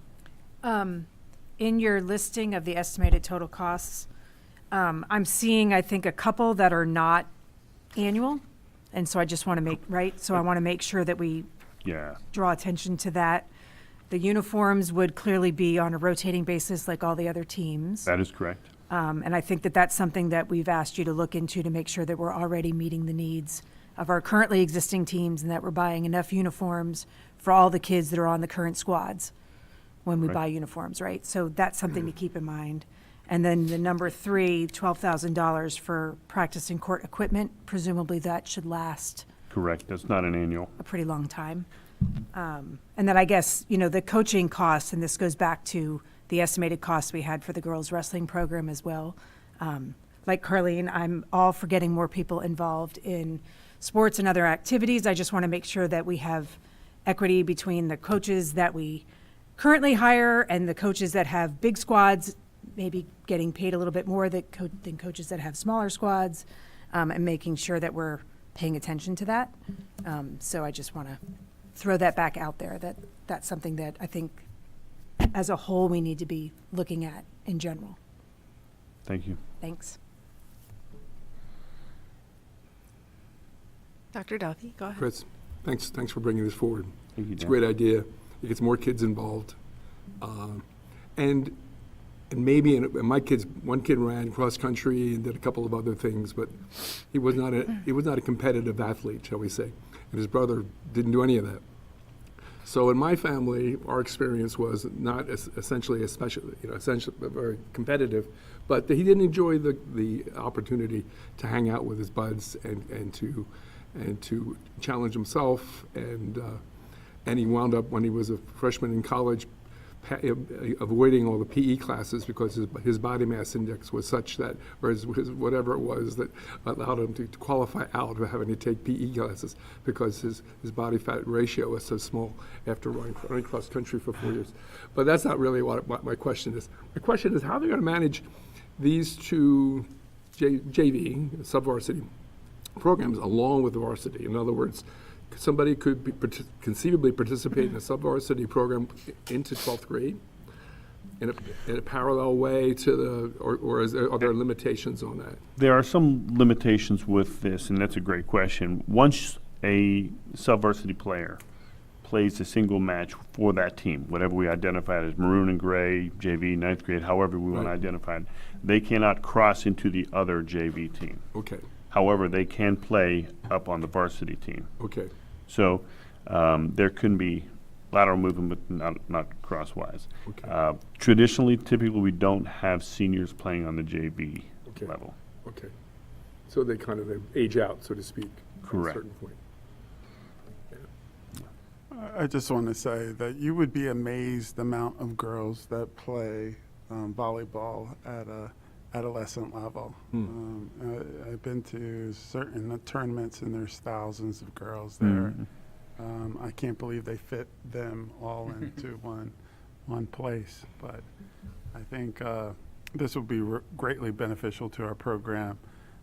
Even so that the Penn State women's volleyball coach says, I don't understand why you don't have another JV or ninth grade team, given the rise in the sports. Yeah. So.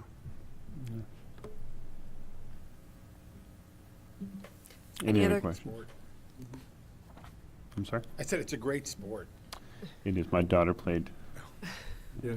My wife played. So actually, all my children played volleyball. All right, thank you so much, Mr. Weekly. All right. Thank you. Appreciate your time. Yeah, yours too. All right, Ms. Pierce will now join us again for an overview of several new policies.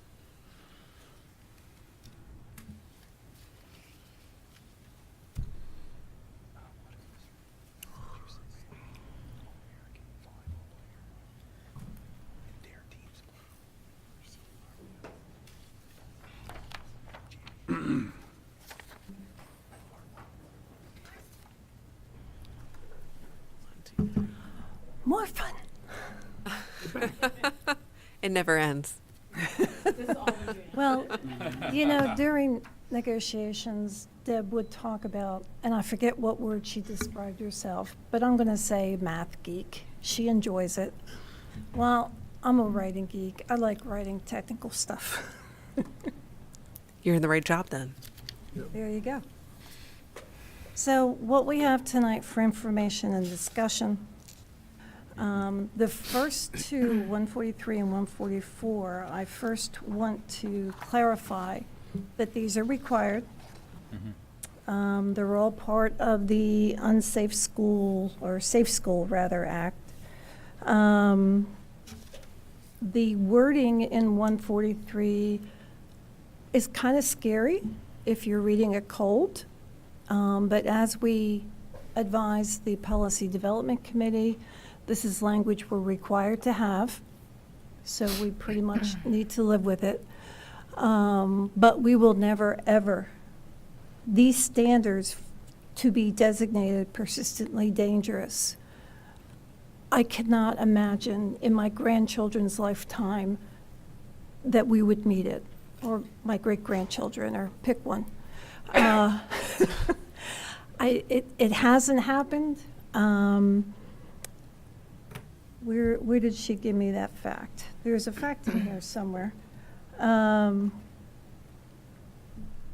Oh, there we go. The last time there were any schools in Pennsylvania that met the definition of persistently dangerous was in 2014. They were Lincoln High School, Sayre High School, and Anshaw Middle School. I'm not sure where in Pennsylvania they are. Other than that, the schools that have been so designated have all been either in Center City, Philadelphia, or Center City, Pittsburgh. So it's just not, never say never, but. I'm sorry. Knocking one for a It's just a policy we're required to have because we Serious accept wood federal knocking. dollars, That's essentially. right. That is correct. Thank you. Yeah.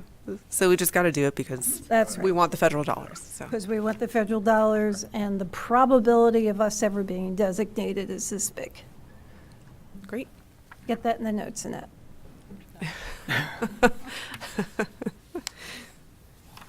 So, any discussion on the policy? Anything you wanted to say, Amy? No, I think, yeah, that pretty much covers it. It was, they're kind of unique. And obviously, we didn't make any changes in the development committee either. So as per the recommendation from Yes. BS, yeah. The note in the context box at the bottom that this policy has been carefully crafted by the Department of Education and it's recommended that no changes be made. Yep. So, Yeah, so we didn't make any. yeah. Would everyone be okay bringing that back for action? Yep. Yes. It's fine. And those go together, 143 and 144. Yes, Oh, yes. 144 comes from the same source, Yes. same speech. Required for the same reason. Yep. Yep. And we can bring it back for action. That'd be yes. No one said no. No, I'm not saying no. Okay, on to 334. Again, this is our continuing work on mushing together 300, 400, 500. So it's a sick leave policy that would cover all employees who are eligible to accrue sick time.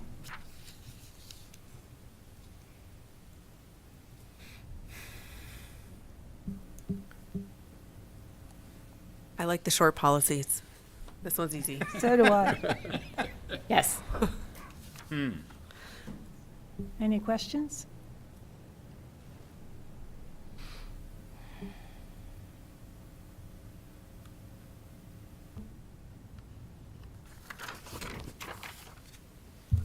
Okay. Okay, we'll bring her back. Yep. And we have 337, same thing. It's the 300, 400, 500 series. General statement on vacation time, short and sweet. We did that just for Jackie.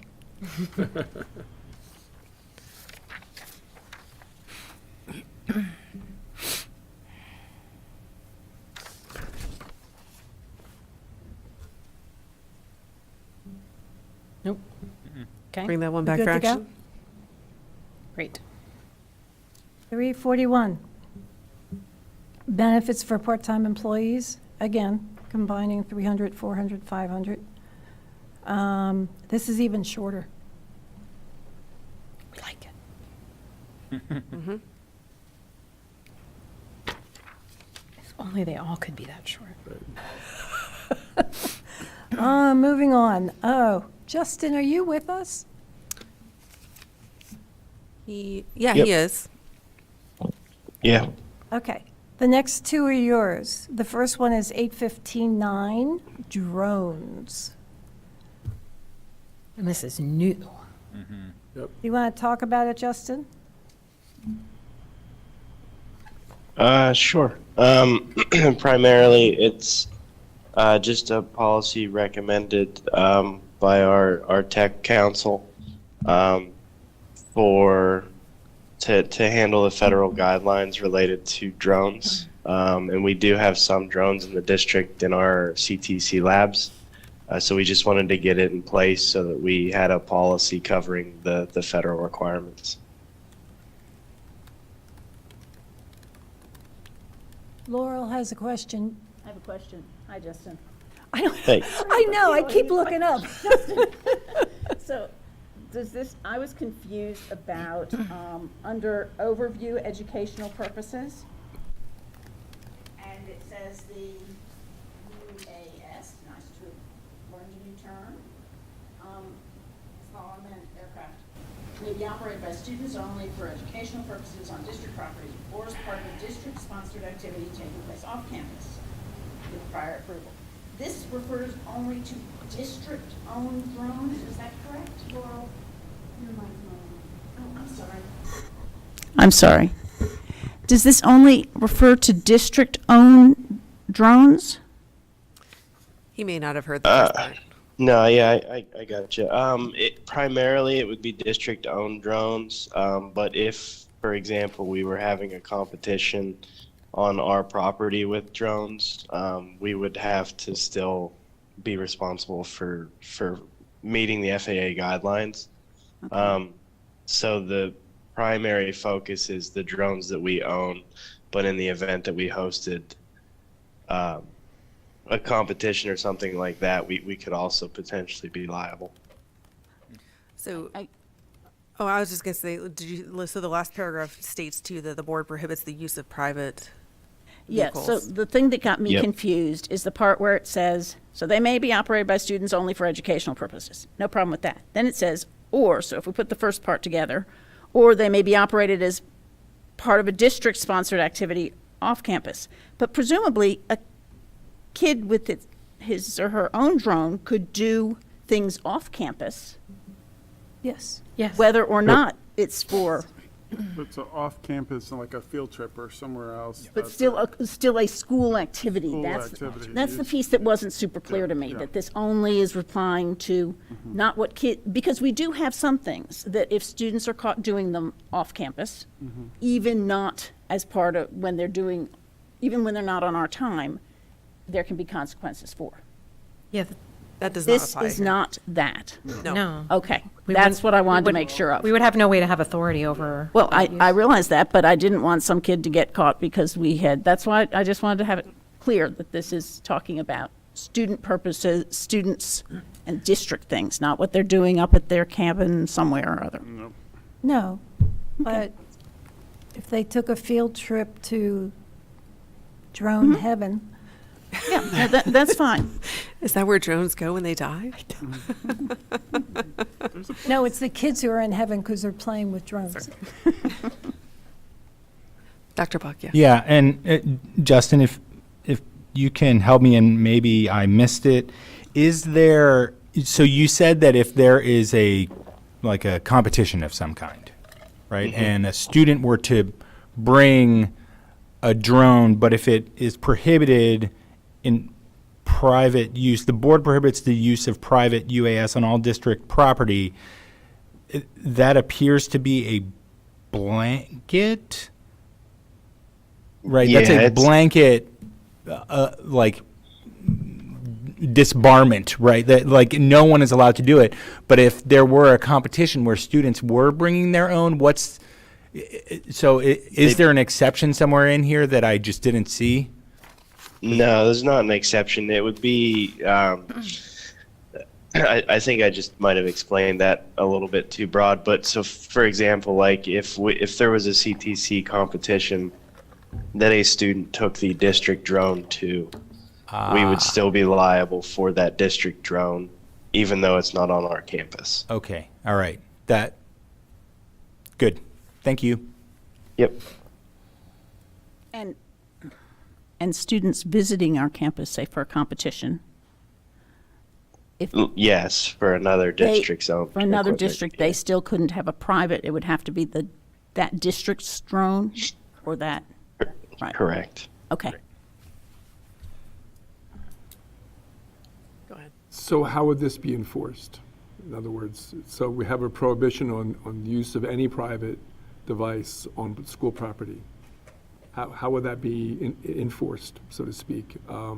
Through security staff or through people observing, obviously we'd have signs posted, I would think. I'm just thinking out loud about this, since we have a prohibition about it, how would that be regulated?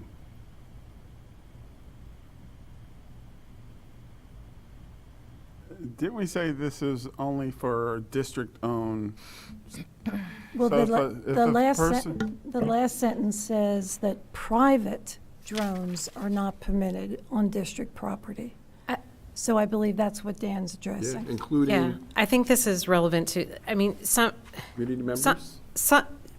there would be challenges to identify, so there's different types of drones. Right. So there are ones that someone could be a mile away from our property and fly over our property. That would be challenging to identify it. I think there are reporting mechanisms for that, but because there are FAA requirements and different things. There are certainly people, the best analogy I can think of is, the big thing when we were kids were the model rockets, right? And you wanted to set them off. And we used to go to the local college because they had the big fields and it was safe. We could set them off there. So younger kids with smaller drones, I could see they might come to one of our turf fields or things like that, wanting to have a big wide open space where they could practice and learn. And policy is to tell them that's a no-no. And we would have to alert local law enforcement and have them come and tell them, you can't be here. If it was off after hours or something like that, those would be my assumptions about the grounds for how it would work. In terms of somebody just coming and flying over our property, that's a little more challenging. But I think the intent of this is so that kids aren't coming to our big open fields and practicing with their devices that are their own, because if they crash it into someone else on our property, that's a problem. Yeah. Well, I think related to that, then it would be wise for us to proactively alert our students. Because I can think of a couple people I know who have drones and practice with them in very legit ways, and they may or may not have used them on the school property before. I have no idea. But since this is a new policy, and it's not that weird to think that some kids might have drones, I don't want them to get in trouble, right? Because they didn't know that we created this new policy. So I think this in particular would be a good one to send an email out to the kids and the parents. But the kids too, because we all get a lot of emails and the kids might read this one. So I think it'd be good to alert them. Especially if the subject is drones. Yeah. For secondary kids, yeah. For secondary kids. Thanks. Chris to work on it too. Well, I wonder if after school hours in certain locations, it wouldn't make sense to allow people to fly some drones. I mean, Jim, community field, for example, right? You don't want someone like surveilling sports practice though, or something like that. Or the right? neighbors So- right next door. That can be a violation of their privacy too, the adjacent neighbors. I think there's a wide range of things we can call a drone too, right? Like there's little quadcopters that just kind of buzz around, right? Yeah. I'm not sure this really. Right.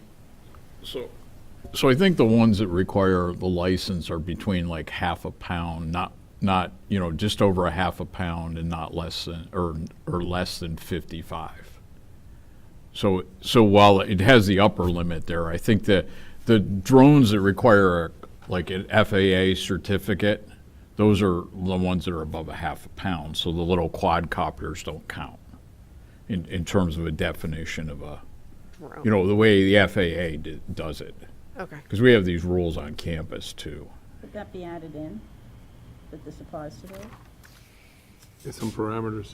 It applies to drones requiring an FAA. Well, maybe we could develop regulations because this is a policy. And that's a field that's going to be changing. Yep. So if we write up some administrative regulations, they're easier to update as the technology updates. Building some protocols for coordination, communication with the community, building kind of awareness about this activity that makes it clear why we're engaged in regulation of the use of these devices on school property. I mean, those kinds of things should go into the regulations.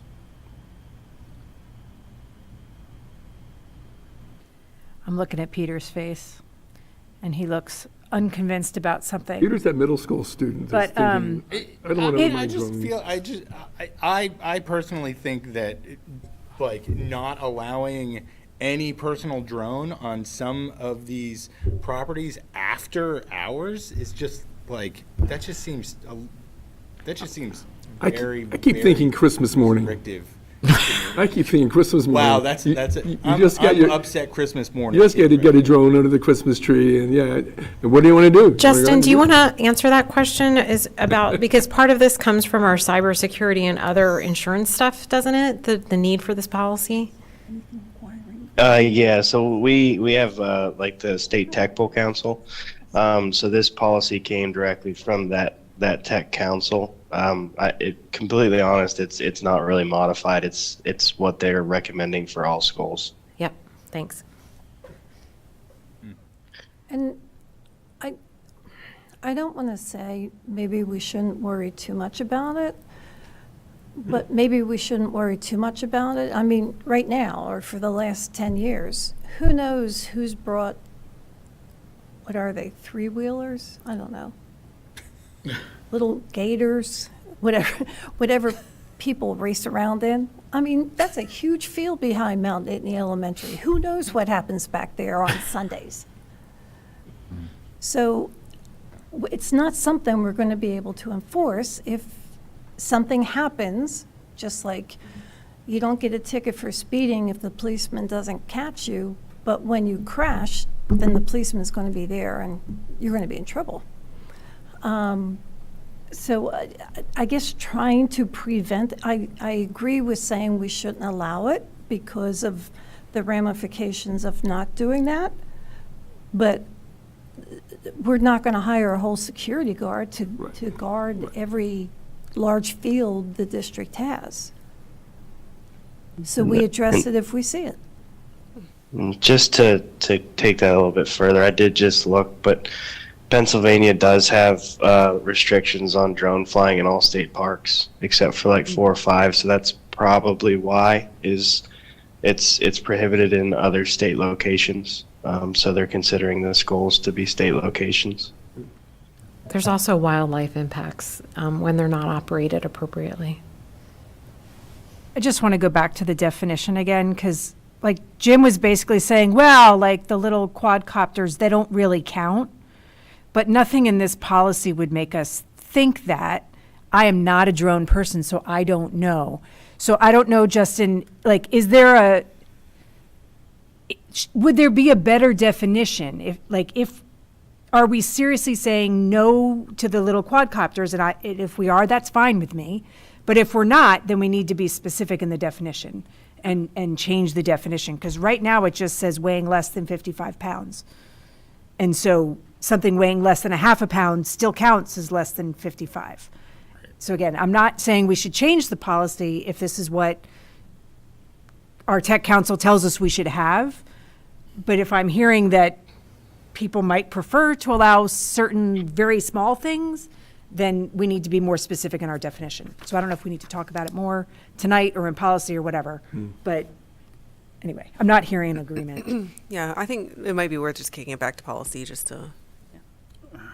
I'm just a little Yeah, a there's little a lot to get concerned through. because you can fly a helicopter out there, you can fly a plane, but when it comes to drone, all of a sudden you can't fly it, and I don't know if it's because it records, if that's the problem, or is it, there are drones that don't record. Yeah, my quadcopter doesn't. That I run at Community Field. So just Jim wants to make sure he can use his quadcopter. a lot of people that use Community Field Right. fly their planes and things after school hours when there's no one around. But I just want to be careful of what we're, there's a lot of activities that occur that could injure people, just playing a sport, a tennis, whatever. I wonder how far we go on things. So that's just, I know there's liability in everything we do, but I'm just a little concerned about that. I think the key, Go ahead. the focus is the FAA regulations. So I don't think that this is really related to the small drones that they sell at Walmart or something like this. That I think Jim's is correct that this would be the ones that we have to have a license for. We can't have those devices shouldn't be operated on the campus without the proper licensing and proper restrictions. But the little ones, I don't know that those would be a concern, if that makes sense. Yeah. So we need to be more specific. Yeah, exactly. I mean, just to Dr. Anderson's point, that needs to, I think that should just be defined. Yeah. Because these little, Right. the holiday gift time, right? Which apparently Jim likes. I do. So it's not just, my 12-year-old self is not the only one who wants it. So Even Jim, the old guy. question. So this policy specifically addresses unmanned small unmanned aircraft. Yeah, yeah. So what if you have a drone that weighs 60 pounds? What is that? Well, No. So, It's a weapon, it's a bomber. so I mean, so we have those on campus too, but they require a higher level license to operate. You know. So somebody could want to perhaps fly one around the district.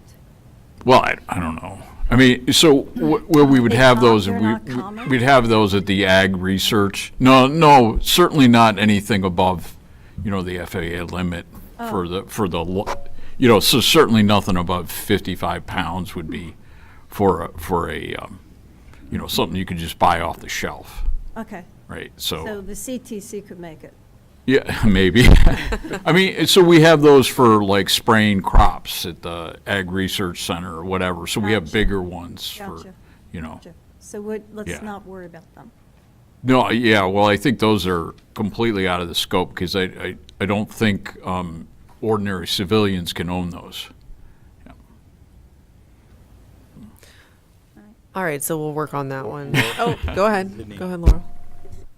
I'm going to channel my inner Dr. Etter here, and I'm looking at the 55 pounds. And I think if the point is things that need FAA approval, it should say that, because tomorrow the FAA may say, oh, actually things that are 60 pounds need, fit. So say what we mean rather than something that's that hard and fast as 55 pounds is. And what I'm hearing is this is the things that require FAA stuff.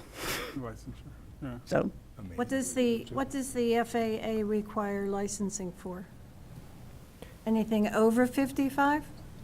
No, Anything of it? there's much other things. Between like basically like 0.55 and 55 not Jim's thing. pounds. Yeah. Yeah, well, I just had a little You can tell this is not my area of expertise. yeah.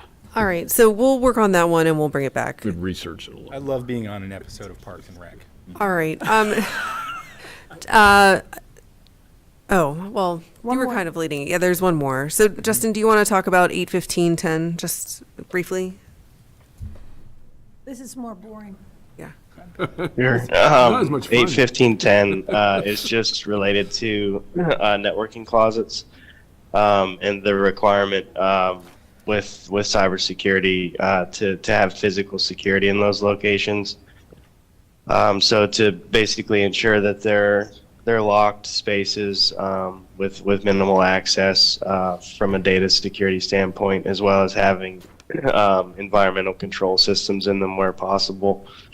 And in most cases, that is already the situation in our closets. We just wanted to have a policy in place moving forward so that we can continue to have closets to that standard. And then there are a few that I know I've worked with Mike in the past that we have some storage concerns, or the door doesn't have a lock that we just need to work around. But we're trying to get that consistent with industry standards.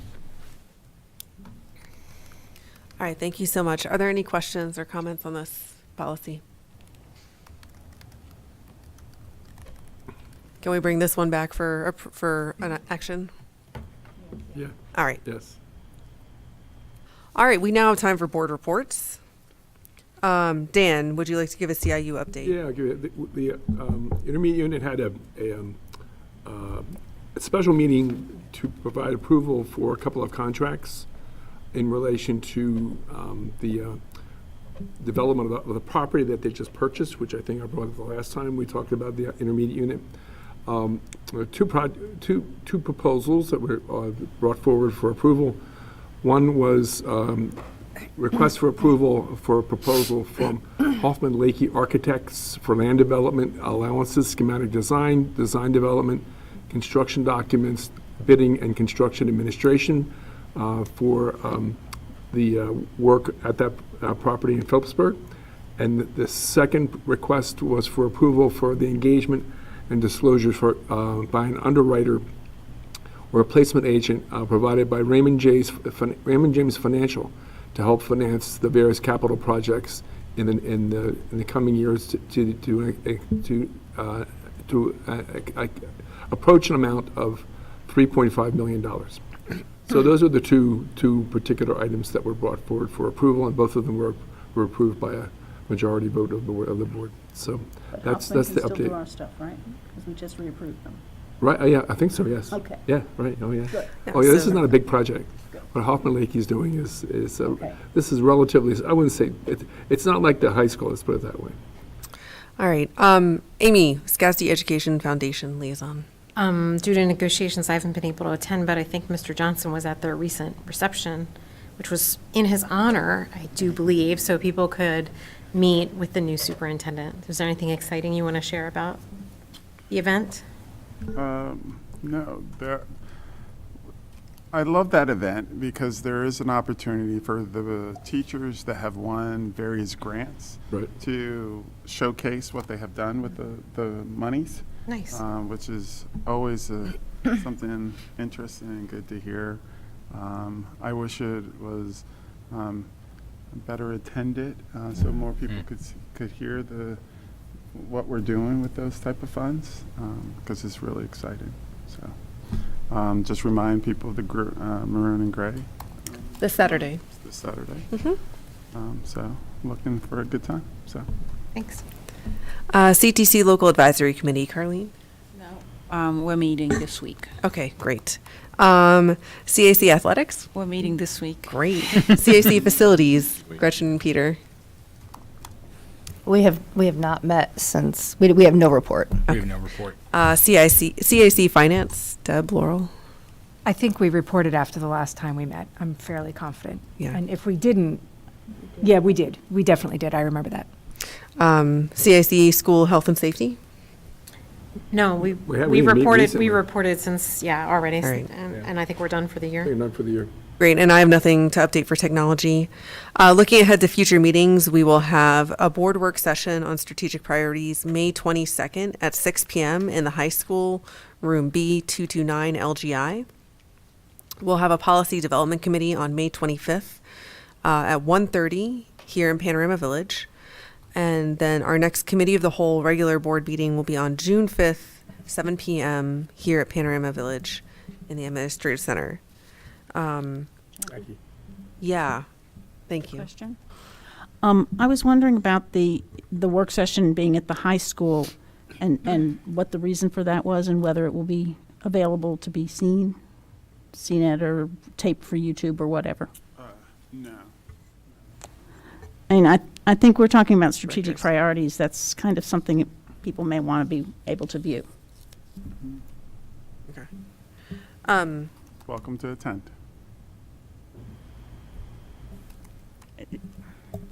Why, what is the reason for it being at the high school versus here is what I'm wondering. How it's laid out. So it just provides a better situation for people to present to you rather than this type of format where people are coming in and talking. All right, I would now like to call for a motion to adjourn the meeting. So moved. So moved. All in favor of adjourning? Aye. Opposed? All right, thanks everyone. See you next time.